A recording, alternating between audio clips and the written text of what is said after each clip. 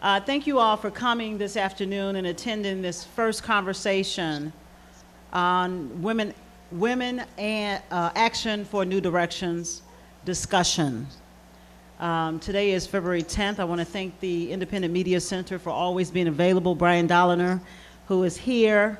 Thank you so much for always being available for us to do these educational experiences.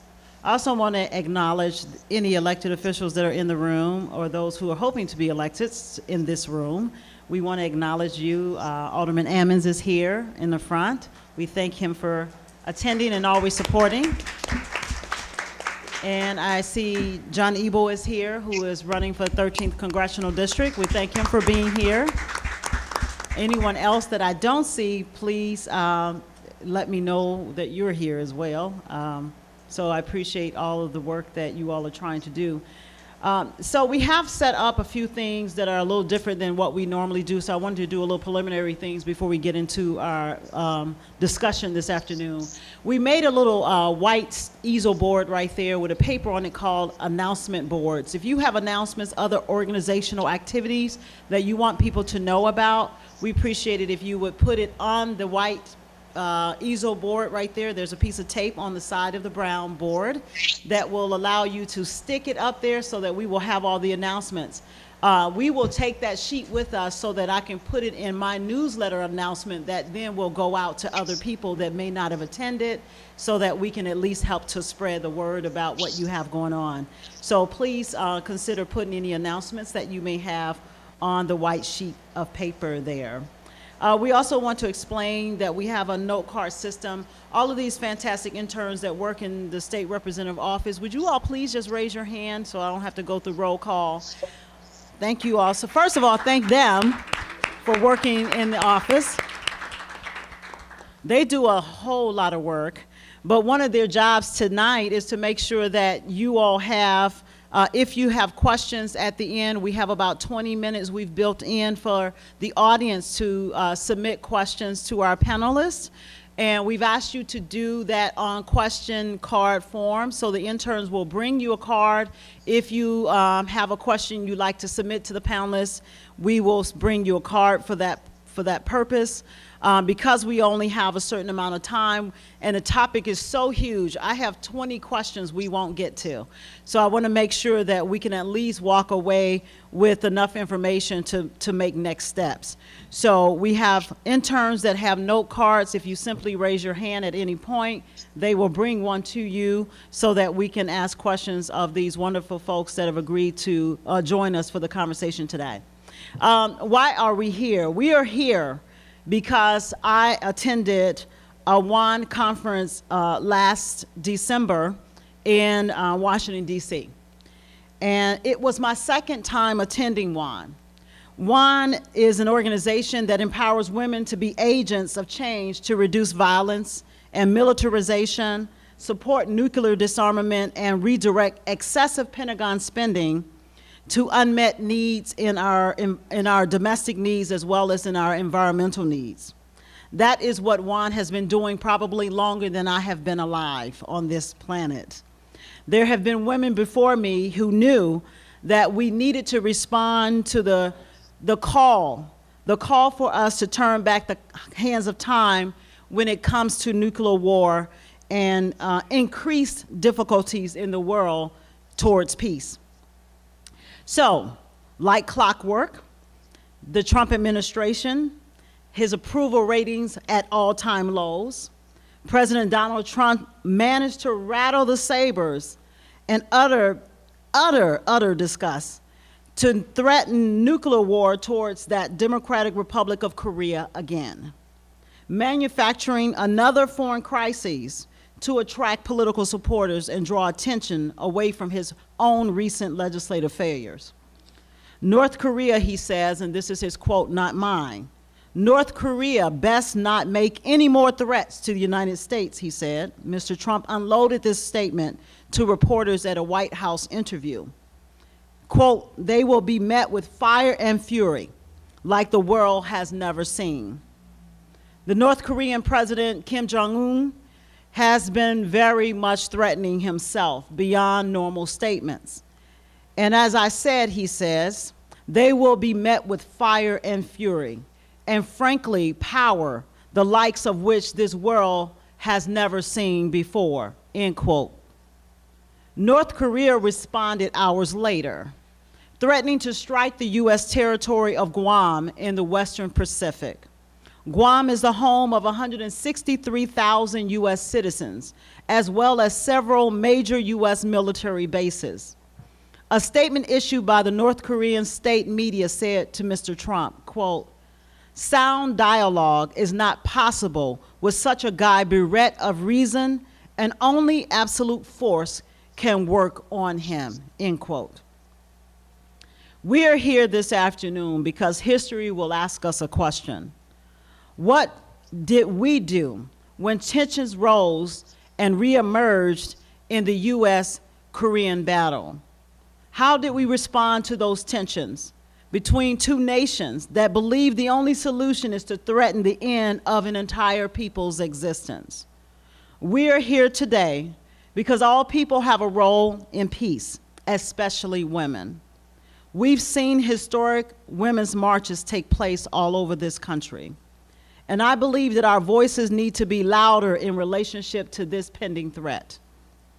The countries officially remain in a state of war, with the fragile armistice or ceasefire responsible for the current cessation of hostilities.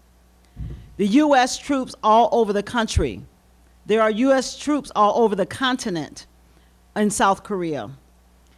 And we understand that the leaders of those countries, the U.S. and North Korea, are full of bombast.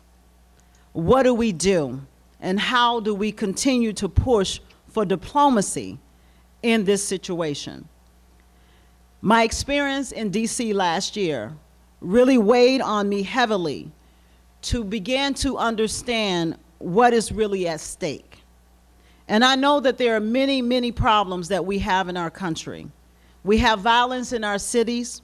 We have unemployment rates that are unimaginable. We have needs in education. We have needs in childcare. We have needs in the environment. But what really became very clear to me is that if we enter into a new nuclear arms race, if we enter into a new war with North Korea, the entire region and the United States will be destabilized. What would child care mean to families if we are in war? Today, I've invited some experts, someone much smarter than me in this area. Unfortunately, because of the weather, our Professor Jin Young is not able to be here with us in person. She is by way of the phone and this computer, and hopefully technology will allow us to hear from her this afternoon. She's a professor at Northwestern University and specializes in Asian American studies, comparative race and diaspora, and gender and sexuality studies. She has extensively researched military conflicts, particularly focusing on how they will impact women, or how they have impacted women. She is also active in her community. She co-founded the Alliance of Scholars Concerned About Korea, and is a board member of Korea Policy Institute, and was a board president of the KANWIN, a Korean American women's organization focused on ending domestic violence. She is here as a panelist this afternoon. I'll introduce the other two panelists as well because I want to get right into the questions. Also joining us today is Robert Naiman, who is the policy director at Just Foreign Policy, a nonpartisan organization dedicated to organizing Americans desirous of having foreign policy based on diplomacy, law, and cooperation. He is the president of the board of Truth Out, a nonprofit organization focused on providing independent daily news, and has worked as policy analyst and researcher at the Center for Economic and Policy Research and the Public Citizens Global Trade Watch. He has a master's degree in economics and mathematics and has both studied and lived in the Middle East. Thank you, Robert, for joining us this afternoon. And lastly, we have Tory Rizzo. Did I say that correctly? Is a tutor at Illini Tutoring. Having graduated from the University at Buffalo in New York State with a bachelor's degree in engineering, Tory is now working towards getting her master's in nuclear engineering. She is an advocate of developing nuclear energy as an efficient way to decrease carbon emissions and societal reliance on fossil fuels. After graduation, she hopes to conduct research in the nuclear energy industry. Thank you so much, Tory, for coming and joining us for the conversation this afternoon. So, we have a whole lot of questions that eventually I'm going to be able to get this paper to turn over to, that I'm going to start with. I'm going to ask Professor Yee, can you hear me? Yes, I can. Very good. Thank you so much. Thank you again for joining us this afternoon. I'm going to start with you and ask that if you could give us a brief background on how the relationship between North Korea and the United States has come to such a terrible state. Okay. Well, this relationship has a long history. And it goes back to World War II and the division of Korea into North and South. Right? So John J. McCloy asked Dean Rusk on the day after the United States bombed Nagasaki. These two men decided that something had to be done with Korea, and they decided to divide Korea in half at the 38th parallel. Subsequently, there was a war, and the United States fought North Korea in that war for 3 years, and that war ended as a stalemate and still does not have a peace treaty. So technically, the U.S. and North Korea remain at war. Things kind of stayed at that sort of stalemate until the 1990s, when North Korea decided that it really needed, for its own self-protection, to develop nuclear weapons. And it made that decision because the United States had nuclear weapons in South Korea and still maintains a nuclear umbrella over South Korea and the surrounding area. And North Korea remembers that it had been bombed to pieces, really literally turned into a charcoal briquette by the United States during the Korean War. And it's very aware of the fact that the U.S. military strategy for North Korea, which is revised annually, has always included a nuclear option. In fact, that nuclear option has been seriously considered several times in the history of U.S.-Korea relations. Right? Most recently, before Trump, by Bill Clinton in the mid-1990s, when there was a huge uproar, as much as there is today, over the North developing nuclear weapons, and Bill Clinton thought, well, maybe we could just do a preemptive strike, have some kind of surgical, localized nuclear strike. And his military advisors said, no, that's not possible. You cannot do that. You do that, there's going to be not only the nuclear devastation, but there's also going to be, at the very least, a regional war, and possibly leading to a global war. And so Clinton was persuaded, you can't do that. Fast forward to now, and North Korea is still developing nuclear weapons, has progressed quite a bit in that development, and we have a president, the United States has a president, who is impulsive, to say the least, in his public pronouncements. And what you have now is some serious, dangerous brinksmanship. Right? The U.S. and North Korea have continuously engaged in low-level brinksmanship throughout its relationship, threatening each other in one way or another about who has more weapons, who is better, who has the guts to attack first, who will come out first in a conflict, etc. And that brinksmanship has become severe in the past year since Trump has taken office. Right?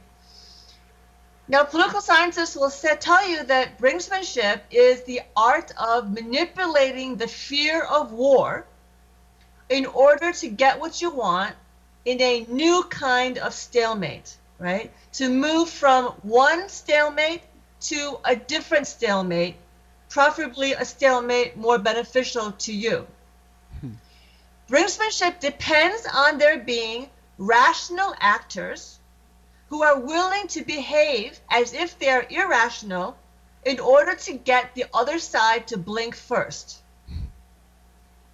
What we have today is brinksmanship being played with at least one actor actually being fairly impulsive and truly irrational, right?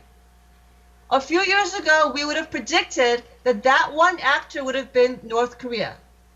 Unfortunately, now it's becoming pretty clear that that one actor is us, the United States.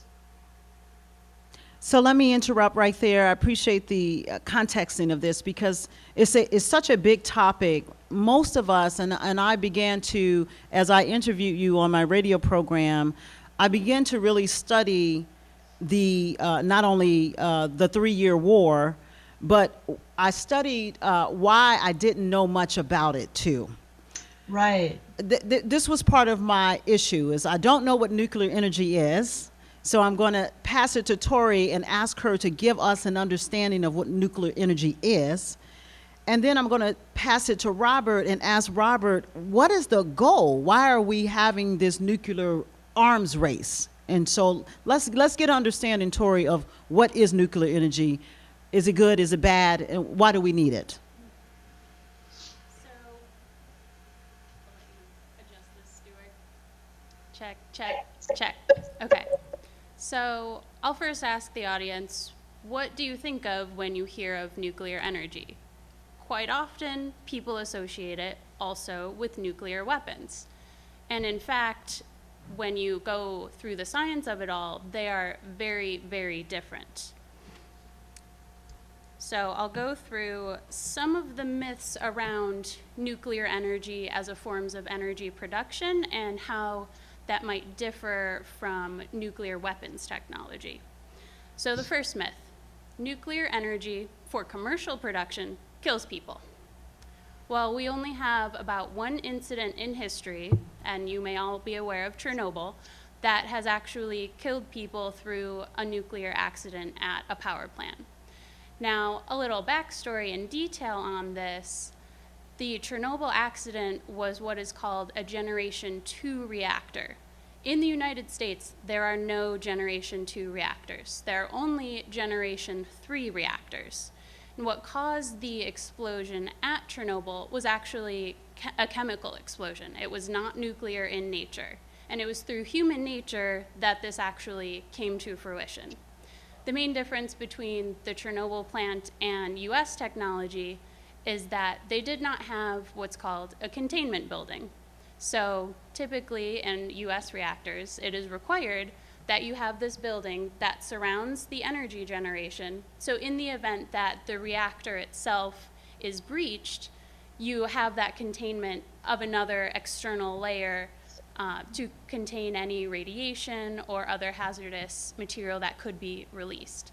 And in fact, in the US after 9/11, these containment structures all have to be airplane proof. So you can feasibly fly an airplane into a reactor and there should be no breach of containment. So in reality, Chernobyl is our only event in history that has ever killed someone from a commercial incident. Likewise, people might be thinking of Fukushima. That accident actually did not kill anyone from the radiation released. What you hear about are the thousands of deaths that occurred due to the tsunami itself. Now, while Fukushima did release small amounts of radiation, what hasn't been detailed in the media is that this radiation was actually not at any levels of concern. So people heard radiation was released and they automatically thought this is the end, it's very bad.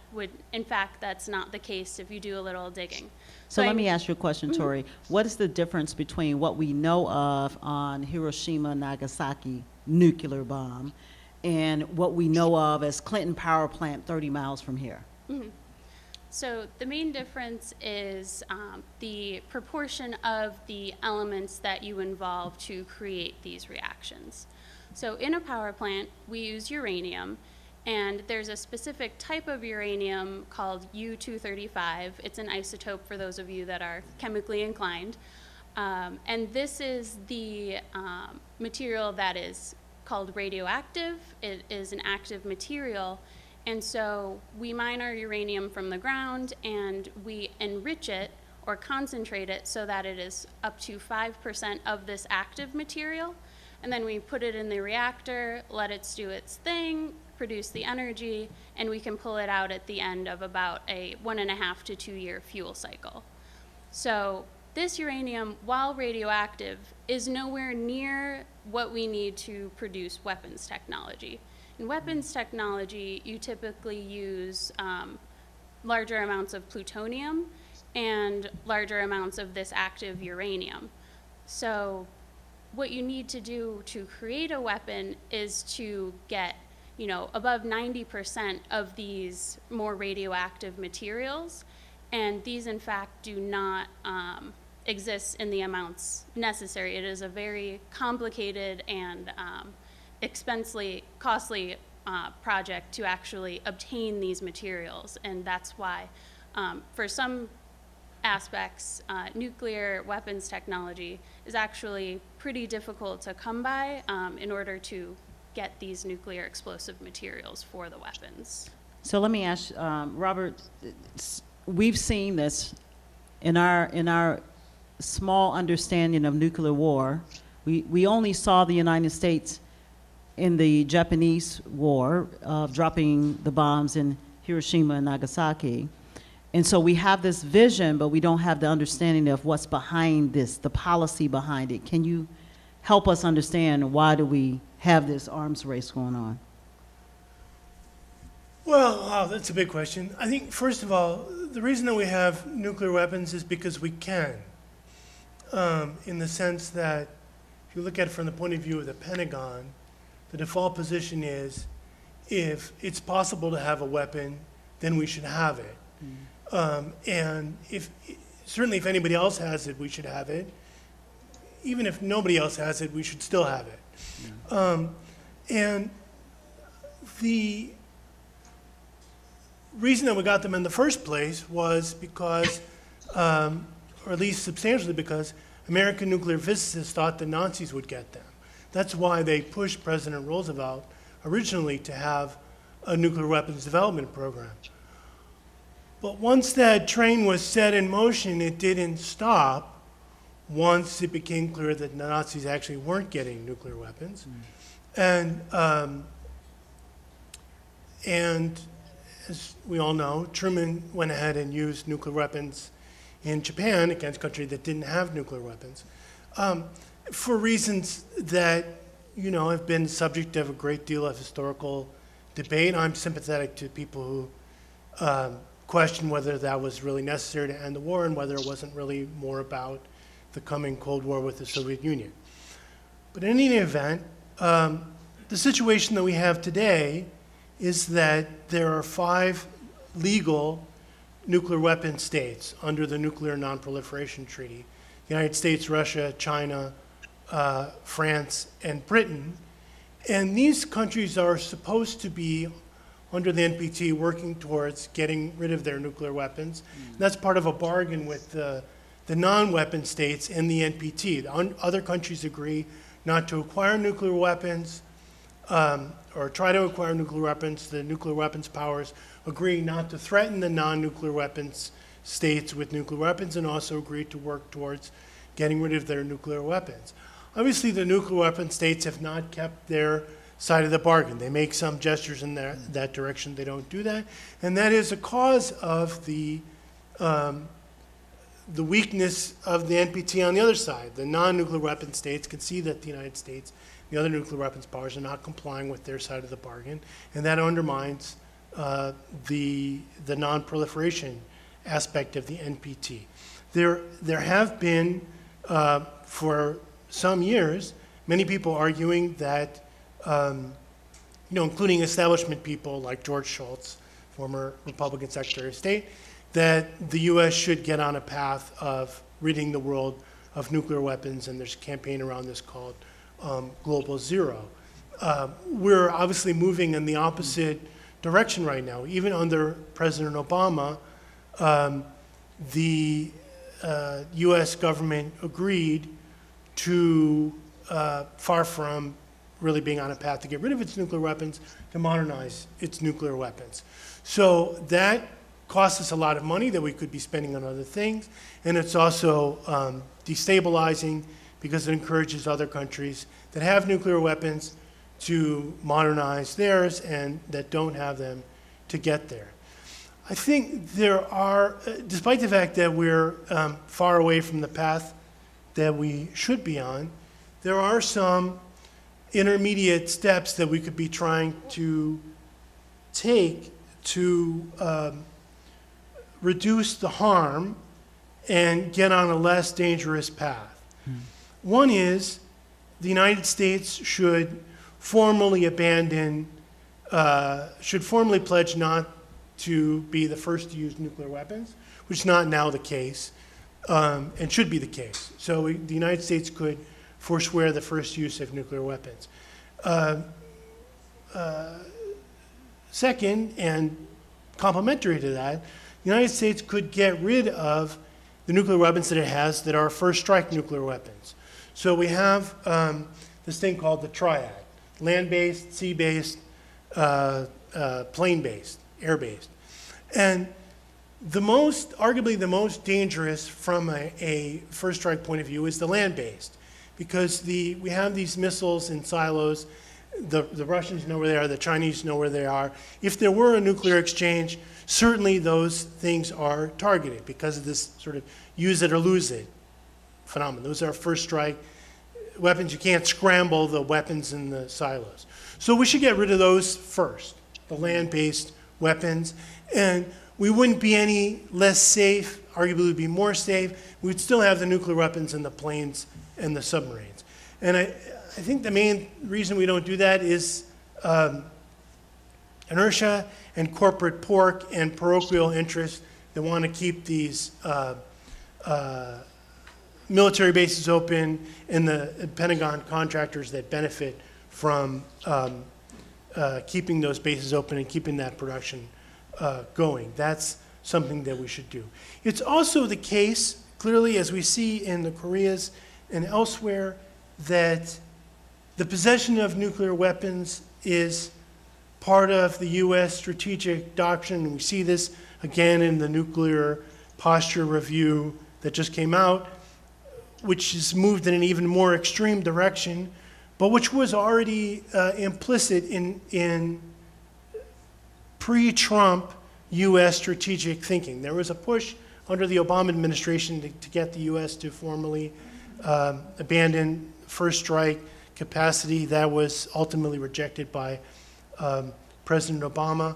The ideal world in classical, traditional U.S. national security thinking is the United States should be able to threaten everyone. Nobody should be able to threaten the United States. And obviously that's not sustainable. Other countries don't want to live in that world where, they can be threatened by the United States and but they can't threaten the United States. That creates an incentive. If you're Iran, if you're North Korea, if you're Libya before the U.S. overthrew their government, if you're Syria before the U.S. Military intervention in Syria, you don't want to be threatened by the United States. So you would like to have a counter threat. That strategic thinking by the United States creates an incentive for other states to want to have nuclear weapons to protect themselves from the threat of the United States. I think the fundamental change to this that we should pursue, in addition to trying to change the U.S. nuclear doctrine and get rid of first strike weapons and pledge not to use first strike weapons, is to change U.S. strategic doctrine and strategic thinking of the United States government to a recognition that it is not the job of the United States, it is not the responsibility of the United States, it's not the moral basis in the United States, it's not, there's no standing for this international law. The United States should get out of the business of trying to choose other countries' governments and trying to overthrow and determine other countries' governments. That would make the world more stable. When we speak about a government like the government of North Korea or Iran or Syria or Libya, we should make a clean distinction between two different things. One is, you know, do you approve of the North Korean government? Do you like the North Korean government? Do you wish on people in North Korea that they should live under such a government? My answer is no. I don't like the North Korean government. I don't wish on people in North Korea that they should live under such a government. If I'm looking down from Mars, if praying would do something, I pray for people in North Korea that they don't have to live under such a government. But it is not the job of the United States government to determine what kind of government North Korea should have. It's not the United States government's job to change that. It's not our responsibility as Americans to change that. We should do things that we can in a nonviolent, multilateral, international framework to raise the standards for human rights around the world, like getting rid of torture in all countries, including the United States, getting rid of the death penalty in all countries, including the United States. But it's not the job of the United States to determine other countries' governments, and the belief that it is tremendously dangerous and destabilizing. We saw, so let's hold that and for I'll a wrap second. up here. We saw in the case of the Iran nuclear deal, part of the deal was the United States basically accepting it's not the job of the United States to determine the Iranian government. That's the principle that should guide our diplomacy with North Korea and other governments with which we have conflict. So that's a good segue, and I really appreciate the clarity with which you described the international policy of the United States in relationship to countries as a whole.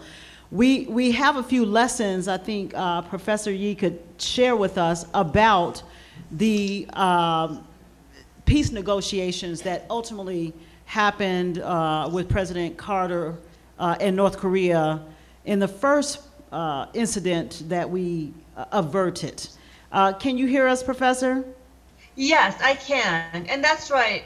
And I believe you're speaking about the Agreed Framework. Yes. That was negotiated under Bill Clinton's administration. Yes. And that Agreed Framework was the result of 6-party talks. It took years to accomplish, and the agreement was that the North Korea would cease pursuing and developing nuclear weapons, and in return, the United States would help North Korea with 2 things. It would help North Korea meet its energy requirements through shipments of oil, and it would help North Korea develop light nuclear reactors so that it would be able to produce its own energy. Right? And this worked for a time, except that what happened was the United States had problems delivering on its side. And North Korea became impatient. Additionally, I think that there was a lack of trust between the 2 countries, and that lack of trust did not completely go away just because the Agreed Framework was signed. And so the United States was always thinking, well, the North is going to break its agreement, it's going to renege somehow. And North Korea, for its part, thought the same thing. The U.S. is going to renege somehow, and besides, the U.S. still has nuclear weapons, it's still threatening us, it's, war games and war plans and strategies about North Korea still include the use of nuclear weapons. So did we get a good deal or not? Right? By the time Clinton's 2 terms ended and Bush came into office, Bush had a much more hardline stance. He began to employ sanctions against North Korea. And by 2002, Bush declared the Agreed Framework to be a shambles, accused North Korea of being the one to break the agreement first. North Korea responded by saying, actually, it wasn't us, it was you guys. You guys did not keep up your side of the bargain. And the Agreed Framework was done. It was in a shambles. And I believe it was the next year, 2003, that North Korea withdrew from the Nuclear Non-Proliferation Treaty and refused to have anything to do with it. And so this is where the thing stood in the early 2000s. And Bush didn't really do a whole lot to try to change that significantly. Obama tried a little bit. He maneuvered, didn't have a lot that he could do, right? And neither Bush nor Obama were creative in their approach to the problem. North Korea, more than anything else, really wants to simply be a part of the international community. It wants to be recognized as a legitimate country. It wants to be able to conduct relations with South Korea without the interference of other countries and other powers. And it wants to be able to feel that it is safe from foreign attack, that it's safe from war. And one of the things that it would help North Korea feel that way is if the North and the United States signed a peace treaty to formally end the Korean War. It is the technical ongoing status of the Korean War that allows the United States and South Korea to hold annual war games in which they simulate attacking North Korea in many different ways, with nuclear weapons, with conventional weapons, etc. Okay? These games are held right at North Korea's front door. And as you can imagine, it does not give North Korea any peace of mind. As a country and as a society, North Korea remains very much on red alert constantly. Right? The people are very well aware of the history of the war, of the Korean War, of how the country was bombed, how it was devastated, how many tons of munitions the United States dumped on its soil, and so forth. Right? America, on the other hand, has deliberately forgotten the Korean War and its role in it. And so it's free to conceive of itself as a benevolent keeper of the peace and the Korean Peninsula, and North Korea as a rogue nation bent on destruction. So, that narrative has had a lot of purchase internationally, and without, not necessarily without some validity. Right? That narrative is really changing in the last year. so let me ask in this, and any of you can answer this question. As you said, the narrative is changing. It appears to me, as we listen to and read the tweets of our president here every day, I lost my train of thought, because every time I think about his tweets, they are usually things that are repulsive. In relationship to this measure, we're talking about our allies, their allies. What does this mean for the entire world, not just the United States? Because as Professor Yee just pointed out, the United States gives us the image that we are the world peacekeepers, right? We're keeping the peace, and we have the largest nuclear arsenal in the world, yet we're keeping the peace and asking everyone else to get rid of their nuclear weapons. What does this mean between the allies to the north of North Korea and ultimately the United States and South Korea. What does this mean? Well, I can say this, despite the nuclear nonproliferation efforts, right, nuclear weapons have actually proliferated, right? So India has them, Pakistan has them, Israel has them, Iran's going to have them pretty soon if they don't already have them, and North Korea has them, right? And North Korea has them in part not only because the US has them, but also because China and Japan has them, right? We know China has them, but we don't think of Japan as nuclear power, right? Technically, they are not. Japan is what nuclear weapons experts call a latent nuclear power. They possess the raw materials to make nuclear weapons and the facilities and the people, the personnel, the expertise, so that within 1 year, they would be able to possess a nuclear arsenal and be a fully capable, fully functional nuclear power. So, Robert, can you, these allies, everyone has them. Instead of going in the reverse and getting rid of nuclear weapons, it has expanded. So I think there's something that we have to, or it's helpful to concede about the status quo. The United States has a special relationship with Japan and South Korea that is inherited from these wars in the past. Regardless of whether one wishes it were the case, it is sort of where we are.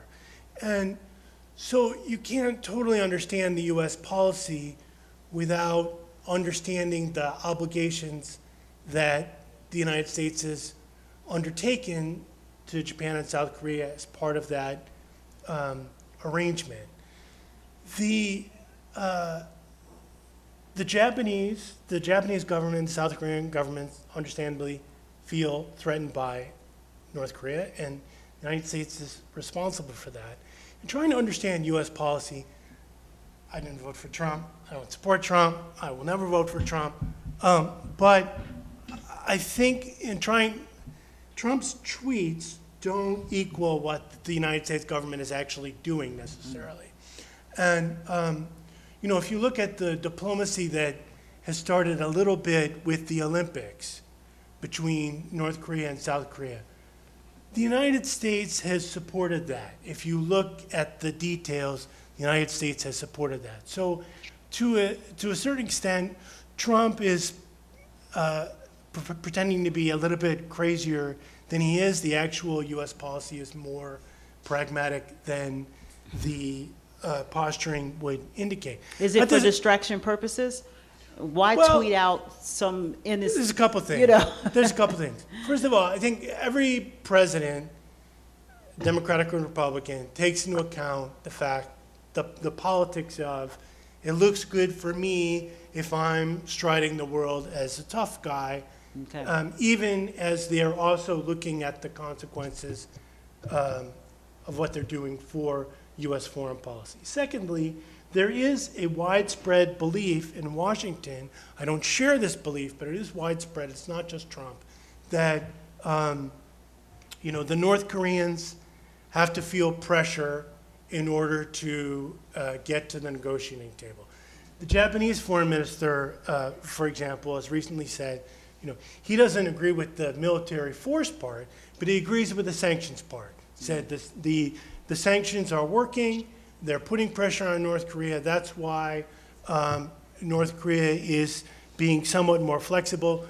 Regardless of whether you agree with this, I think in terms of understanding the situation, it's an indication it's not just Trump. The Japanese government is a player in this. The Japanese government wants to see pressure on North Korea, not military force. They don't agree with the bloody nose strike idea, but they do agree with the sanctions. I think the right question here, given from where we are, there is no, I don't think there's any realistic path right now to suddenly the US isn't part of this equation, suddenly we don't have sanctions.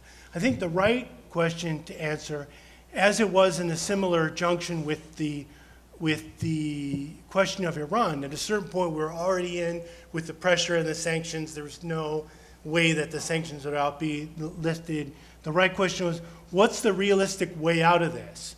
What is it that Iran realistically has to do in order to get the sanctions lifted? There is the goal of the sanctions was supposed to be pressure Iran to agree. It cannot be the case that every realistic person said the Iranians are not going to completely give up their nuclear program. They're not going to completely surrender to the United States. There has to be a realistic way out. And you look at the deal that was eventually reached, it was along the lines that the realistic people were saying. Iran did not have to completely give up their nuclear program. They did not have to completely give up enrichment. So the right question, I think, now is, what's the realistic way out that the North Korean government could agree to that would get these very draconian sanctions lifted? It's not, I don't think, going to be complete denuclearization. After all, the Iranians didn't agree to complete denuclearization. Why would the North Koreans agree to it?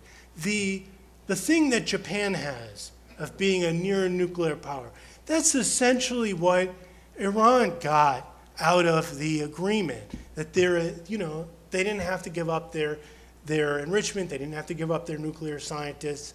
If the US broke the deal, Iran could break the deal. The realistic outcome with North Korea, I think, is something like that. They're not going to completely give up their nuclear capacity because even the latent capacity gives them some kind of deterrent against the United States. So the thing I think we should be talking about is, what's the realistic way out in terms of an agreement between the United States and North Korea that, of course, has to include the concerns of Japan and South Korea and China and the other players?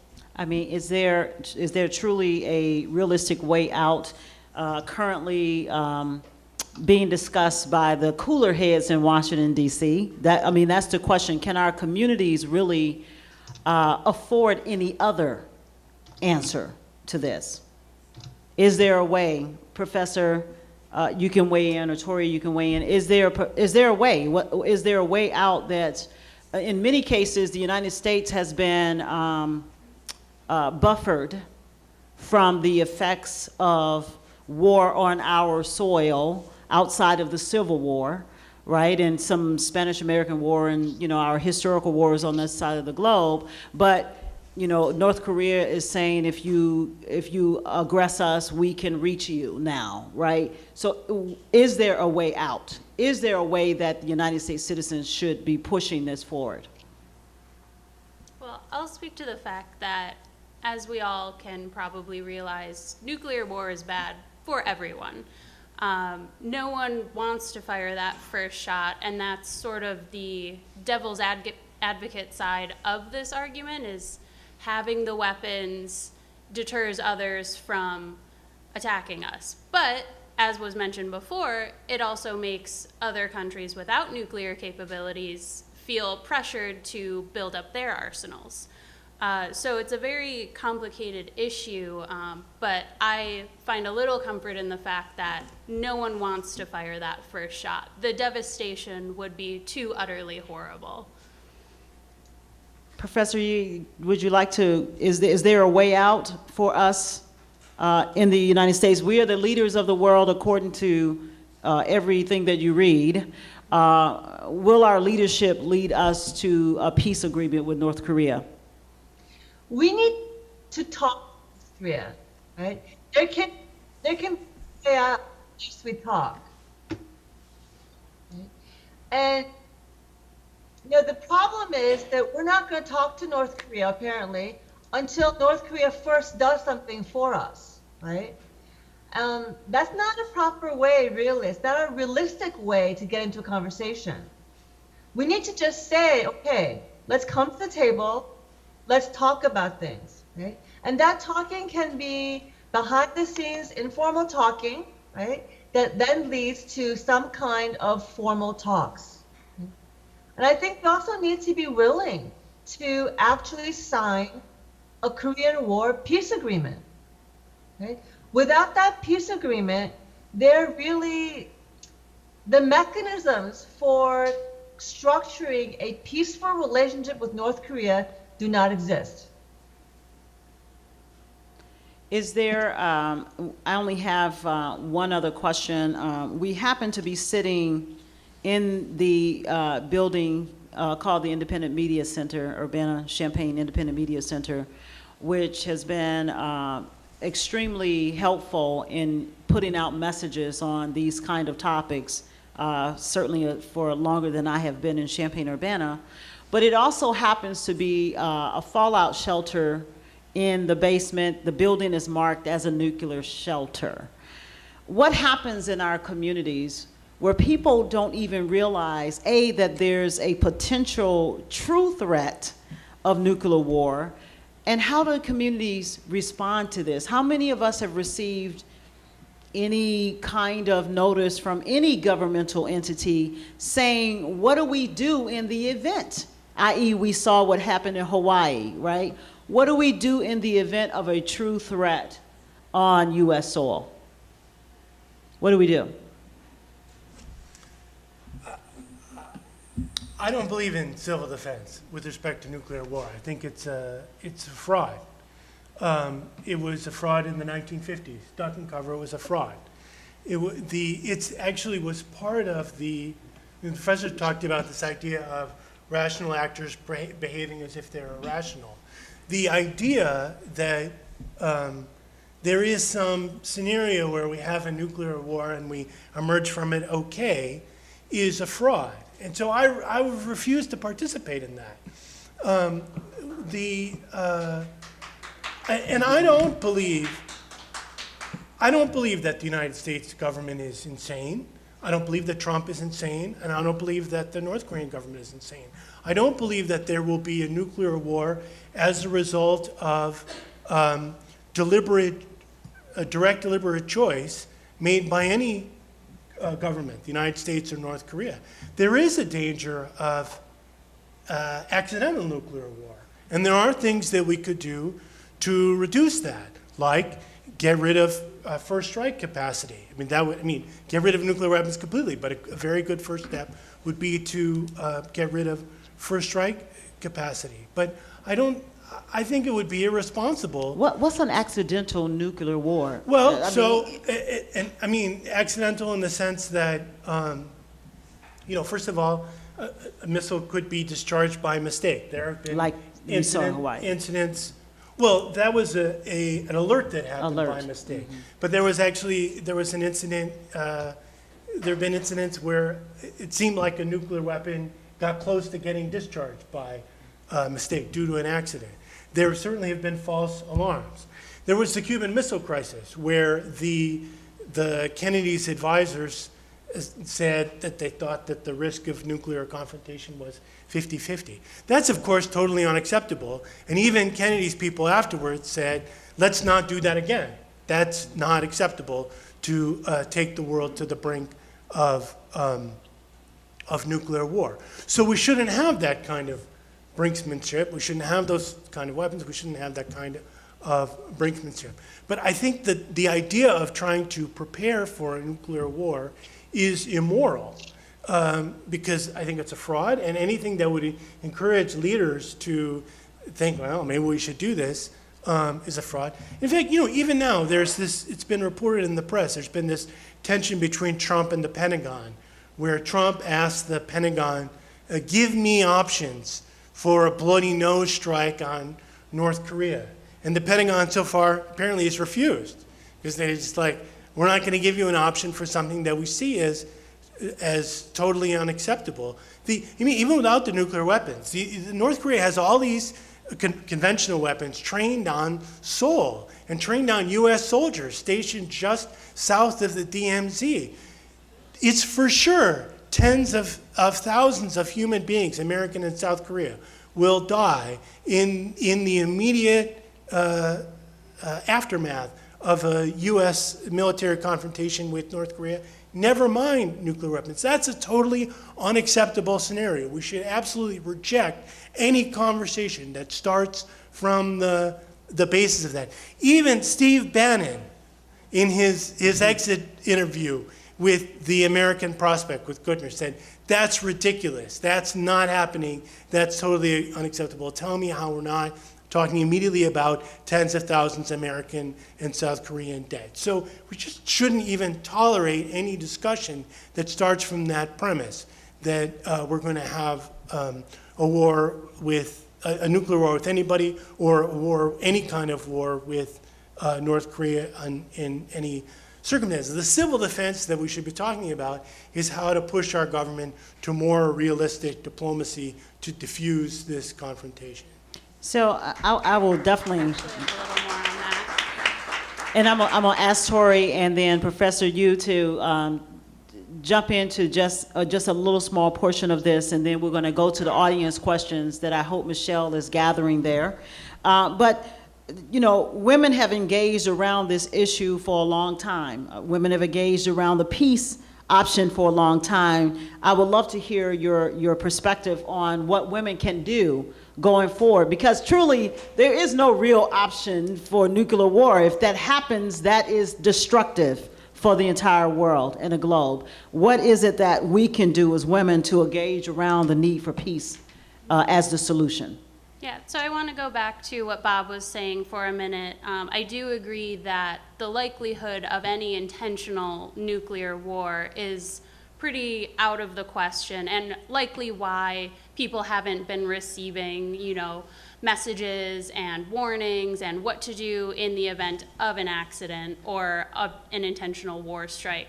But I do want to communicate, you know, some of you might be curious, what can you do in the event of a nuclear strike?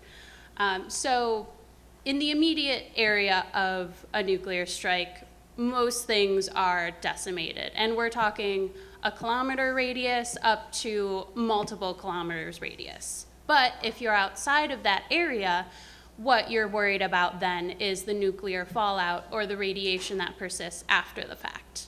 So the best thing to do to protect yourself in that event, which you are able to do, is to think about time, distance, and shielding. So one, time. You want to reduce the time that you're exposed to this radiation. So get indoors, stay indoors in a safe place. You want to also think about relocating yourself far from where the blast occurred, and you also want to move, in most likelihood, to the west of the epicenter of the blast, because the jet stream will carry that radiation eastward. That all depends on where you are relative to the blast and everything. And then 3 is shielding. So you want to put, as this sheet put together by Elizabeth says, you want to put as much between you and the outdoors as possible. So the best place is a basement, concrete walls below ground, as deep as you can go. If you don't have a basement, get to the center of the building and away from any windows. This can increase your chances of survival immensely, and there have been case studies of survivors in Hiroshima and Nagasaki that have spoken to this fact. Now, with what women can do in response to any of this, any peacekeeping, I always encourage women and girls to get involved in STEM fields. You know, it's very important to encourage that, because society still persists today that, you know, maybe women aren't as inclined to participate in the sciences. And I thoroughly disagree with that, obviously, being a nuclear engineer myself. So I think it's important to just get more people involved and get more people educated on the sciences, just to create a broader perspective. You know, if you have all middle-aged white men running anything, you only have one perspective. If you include women and young men into the conversation, I think the outcome is going to be a lot better for everyone. Well, so if I could say a couple of things. Yes. In regards to women's involvement, I think we need to have more women involved in the peace movement, but we also need to have more women involved in government. And we need some women involved in government who are informed about the peace movement and informed about the issues that affect our world peace and national stability. Right? But also to go back to what was said about preparing for nuclear attack, it is extremely unlikely that there will be a nuclear attack on the United States. Okay? The greater threat is the threat to the Korean Peninsula of a U.S. quote-unquote preventative attack. Okay? Right now, even as we speak, as North Korea and South Korea are talking and having dinner together and going on cultural tours together and talking about ways to relax tensions, the United States is preparing the largest bomb in its history for possible use against North Korea.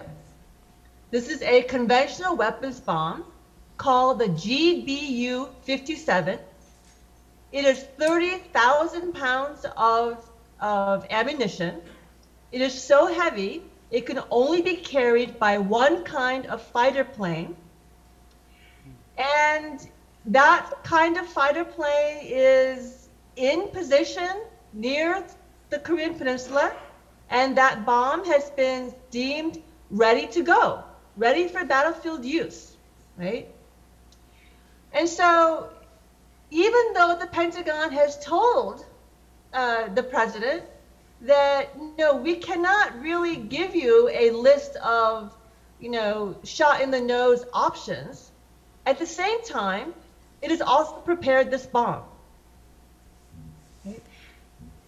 And this bomb, if it is used, it is going to trigger, at the very least, not only regional devastation, right? Untold loss of human life, but also, quite likely, a regional war.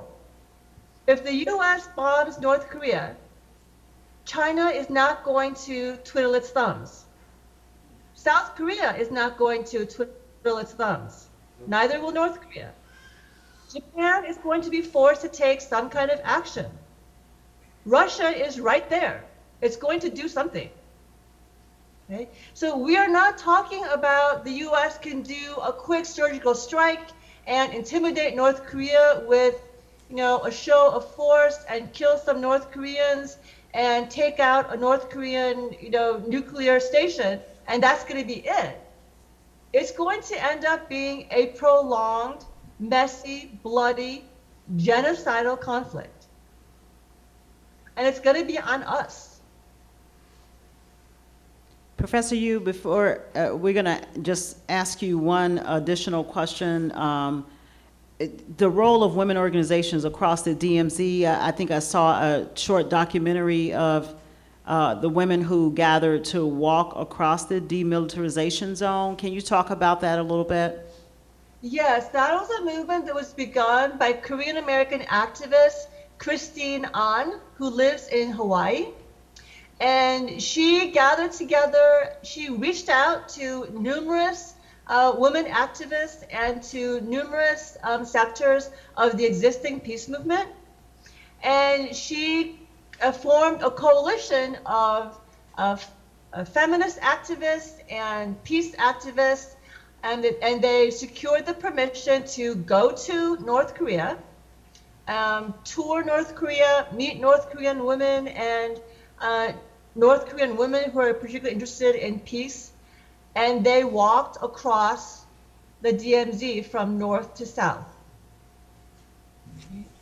That was a huge effort, and that effort continues. Women Cross DMZ has become an ongoing organization and movement for women to advocate for peace on the Korean Peninsula, and to also talk about peace issues in other areas of the world and link that together with global militarism, right? And the problem of not only the proliferation of nuclear weapons, but the proliferation and advanced development of conventional weapons, like this GBU-57 bomb that I was just talking about, and the accompanying culture of military conflict, where more and more countries seem to feel that, like, particularly the United States, seems to feel that diplomacy and talking and the give and take of international relations is not sufficient, but they need to have the absolute control that they feel through military intervention, right? And taking out other people's governments. Right? You know, right now, the United States is under worldwide condemnation for the behaviors and policies of its president. There doesn't seem to be very many countries around the world, especially advanced, developed, democratic countries, who like what the United States president is doing. How would we feel if one of them had the power to take us out, topple our elected president, and change our government? We wouldn't like that at all. And yet that has been US policy for at least a century. Let me ask Bob, I think I'm not sure, I'm just going to throw these out the way they're written on the card. Freeze on freeze, do you know what that term means? I think I know what you're referring to. You're talking about the Chinese government proposal? Yes, suggested by China. Yeah, so the Chinese government proposed that this freeze for freeze thing, which is also a phrase that came from a stage of the nuclear negotiation with Iran, like, you stop, we stop. You stop with your escalation, we stop our escalation. In this case, that the North Koreans would stop their testing, their missile testing, in exchange for, or freeze their missile testing in exchange for the U.S. and South Korea freezing their military exercises. And interestingly, it was a reasonable idea. The U.S. dismissed it out of hand. But in fact, sometimes the U.S. is more reasonable than it wants to let on.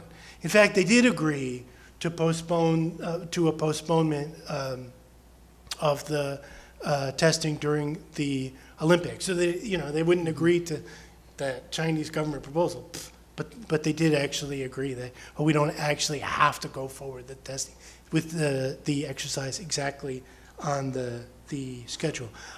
If I could, I do want to mention there's one tool that the peace movement in the United States hasn't used as much as it could have, and it does cut across some of the different challenges that we have faced and are facing. And that is insisting that the Constitution, that the Declare War Clause of the Constitution and the War Powers Resolution are good law. Under the Constitution and the War Powers Resolution, President Trump isn't supposed to decide whether we have war with North Korea. Congress is supposed to decide that. And there have been efforts in Congress recently to reassert that. Representative Liu and Senator Markey introduced legislation to reaffirm the role of Congress in deciding whether we have war in North Korea. And this is a key speed bump that the people that wrote the Constitution put in so we have less war, and a speed bump that has been too often, but not always ignored. So the reason we didn't have war with Syria in 2013 is because 200 members of the House, Republicans and Democrats, said to President Obama, you can't do this without us under the Constitution and War Powers Resolution. You need our authorization first. We can insist on this in the case of North Korea, and that would prevent President Trump from unilaterally deciding to have a war with North Korea. Is it possible that this administration will really, part of their movements forward, enter into an actual peace agreement with North Korea? Can we get there? Yes, I think it's plausible. After all, Nixon went to China. Trump has been all over the map in his rhetoric. He's said, no way we're talking to North Korea. He's also said, sure, I could talk to North Korea. So the fact that Trump has said X and Y, I mean, that we can't conclude anything from that for good or ill. But I can certainly imagine a deal between the United States and North Korea, and if we built the sufficient political will for it in the United States, I can absolutely see that happening. And part of that process, would the Trump administration consider removing troops from the DMZ at that point? I think that it's very hard to predict what the exact parameters of a deal would be, and I wouldn't prejudge it. I couldn't have predicted exactly what the terms of the U.S.-Iran deal would be. I think you can state certain principles.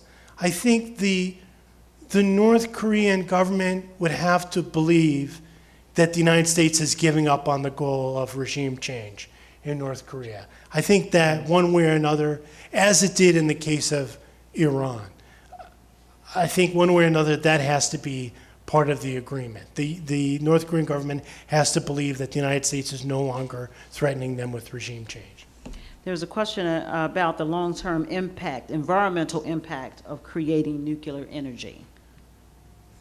So regarding commercial production of nuclear energy, we have the NRC, the Nuclear Regulatory Commission, that is a separate body from the commercial industry so as to not form bias regulations on the industry. And their regulations state that power plants can emit no more than, I think it's about 1/300th of the radiation you normally receive every year from the sun, from the environment, from the ground. We're actually receiving radiation right now. It's a fact of life. So power plants are restricted to releasing a very, very, very minute amount compared to what we see annually, and so is way under anything that would pose any health risks as far as commercial energy production is concerned, and that's how I interpreted the question to be aimed. Environmental impacts from nuclear weapons. What did we learn from Chernobyl? And Well, Chernobyl wasn't a nuclear I mean, not weapon. Chernobyl, I'm sorry, I'm not even thinking of Chernobyl. In Japan, what did we learn? So let me go through. I have some. And anybody can, statistics. you guys can jump in on that, the environmental impacts of nuclear weapons. So as far as a weapon goes, you have three things that might be of concern to a human individual. You have an electromagnetic pulse that will wipe out all communications. Thermal radiation that is extreme heat up to the temperature of the sun that will ultimately vaporize anything in its path. And then an actual shock wave of the actual explosion itself.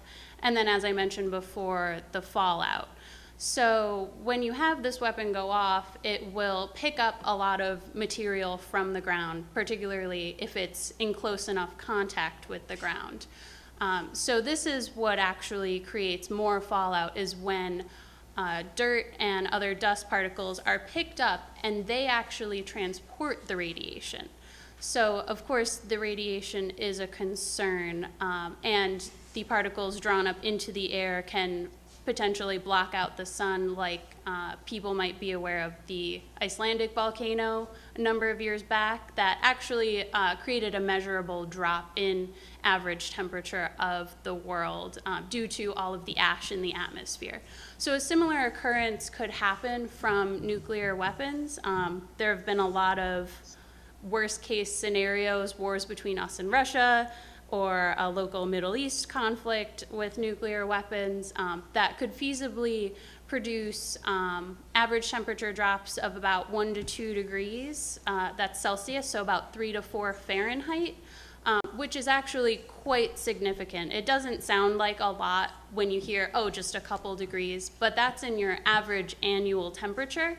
And just like they're talking about with climate change now, a change of 1 to 2 degrees could make certain regions near the equator uninhabitable. So in this case, we're talking about a temperature drop, and of just a number of degrees, a handful of degrees, could create what's called a little ice age. And if you go even further into an extreme all-out war between the US and Russia, it's been simulated that it could create a nuclear winter, which is actually below the levels of what an ice age would even be. So extreme environmental impacts, but those are also very, very extreme cases that we do not expect to happen. It's just the data I found.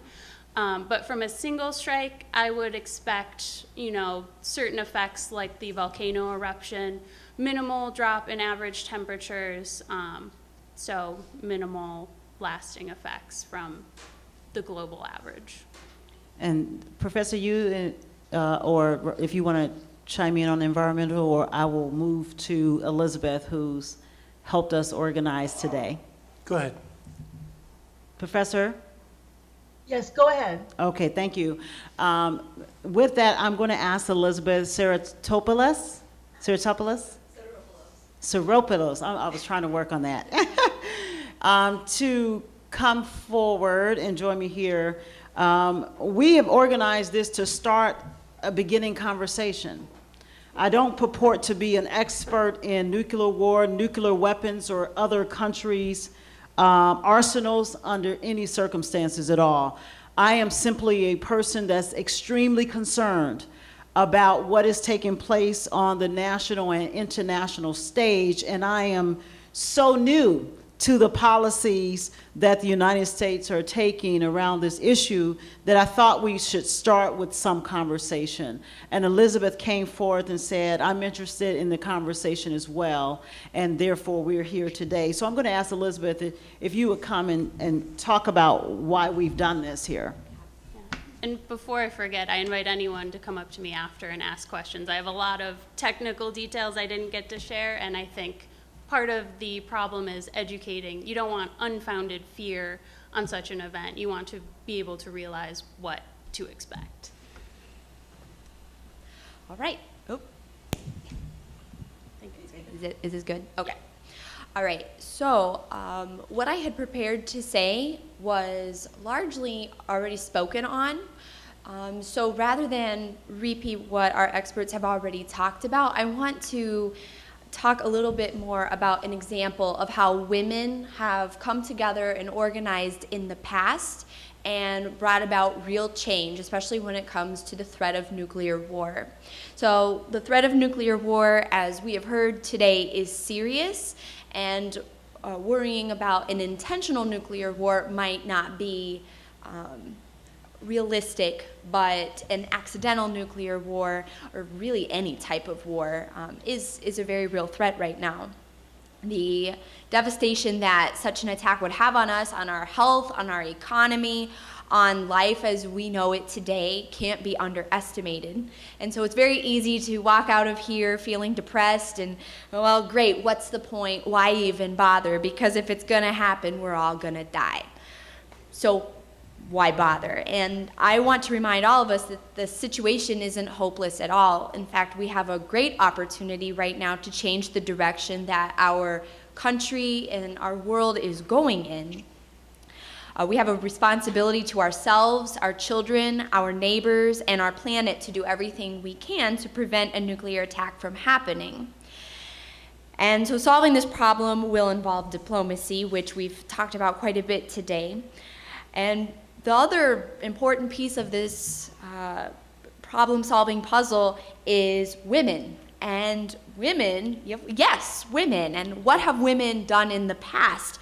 On November 1st in 1961, facing the threat of nuclear war with the Soviet Union, 50,000 women marched around the country. So our most recent women's marches that wasn't the first time we've had women's marches in the United States. In fact, this started decades ago. And this march has been largely credited with changing the direction of nuclear arms buildup at that time, at the height of the Cold War. And through the organization of these women who got together and said, we can put a different face on the direction of the nuclear arms race. At that time, those women were saying the face we can put on this is we're concerned mothers. That's what we can bring to the table. In 2018, I think that women can bring so many more perspectives to the table. They can bring so many more voices to the fight against nuclear armament. So through, as I was saying, through the organization of these women with congressional office sit-ins, writing letters, collecting petitions, lawsuits, a lot of the things that we are seeing already, a lot of the organizational efforts that we are seeing in the United States this year and last year, the U.S. took significant steps towards, their slogan at the time was ending the arms race, not the human race. So that was one example of how women organized and changed the course of history as far as nuclear war went. And a second thing is an organization called WAND, as we've already heard mentioned today, which at that time stood for Women Against Nuclear Defense, was started towards the end of the Cold War. Women across the country organized to take a stand against the stockpiling of nuclear weapons. And at the end of the Cold War, thinking that, okay, this is over, we can now address other concerns, the group changed its name to Women's Action for New Directions. And the group's organizational efforts were then dedicated to redirecting money for defense, for excessive money for defense, to funding humanitarian and environmental needs. So now our need to work against nuclear war has unfortunately returned, but we should turn to this organization that was so effective in the Cold War when we were facing this same problem. The successes of WAND and women who organized against nuclear war decades ago are called upon again. So we are starting an Illinois chapter of WAND right here in Champaign-Urbana with a specific focus of empowering women to be agents of change to reduce violence and militarism, support nuclear disarmament, and redirect excessive Pentagon spending to unmet human and environmental needs. As we know, there are plenty of needs that are terribly underfunded right now. So the first meeting of the Illinois WAND chapter will be on Thursday, February 22nd at 6 p.m. at the Douglas Library. We will identify the key areas of work we want to focus on here locally to further the mission and create appropriate committees. We are looking for all levels of engagement from individuals as we organize against the very real threat of nuclear war. Anyone and everyone is invited to be a part of this effort, whether you are an expert on nuclear war or today is really the first time you're hearing anything about nuclear war. Everyone is invited to join us. There's no required level of knowledge, like I said, and one of our first priorities will be to identify what our chapter members need to be successful. And we hope that this panel has inspired you to join us and take action here locally, here in Champaign, so that we can usher in a new era of peace and stability. Help us create the world that we want to live in, the world we want our children to grow up in, and preserve the beautiful planet we call home. So, thank you.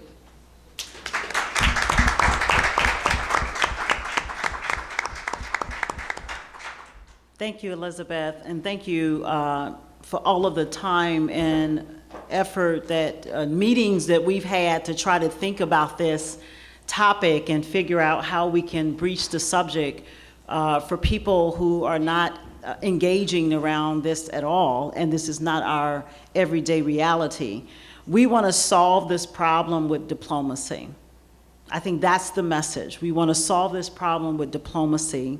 And that does mean that we need to improve communication between our leaders and educate our leaders. I have said I am not an expert in this field of international policy and certainly not an expert on all of the wars that we've engaged in from the beginning of time, but I do understand the value of learning from those conflicts, engaging into more positive discussion and finding ways to resolve the conflict. And I believe that women have a great role to play in all of that.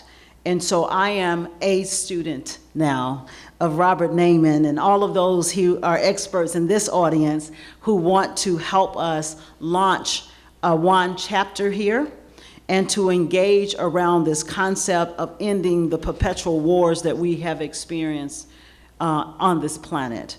I will hopefully be depending on session, but I should be back in time to make the 6 o'clock February 22nd meeting at Douglas Library for us to have a small group discussion on where we want to go from here.